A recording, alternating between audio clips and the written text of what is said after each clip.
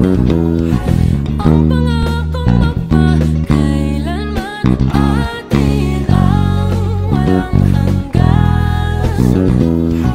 Natin ang ngayon at kailanman, sa lungkot at ligaya, kahit nasa hirap at sa ginhawa.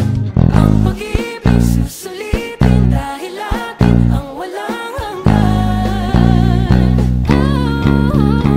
Sa lungkot at ligaya, kahit nasa hirap maging sa ginhawa. Ang pag-ibig susulitin dahil atin ang walang hanggang. Pag-ibig susulitin dahil atin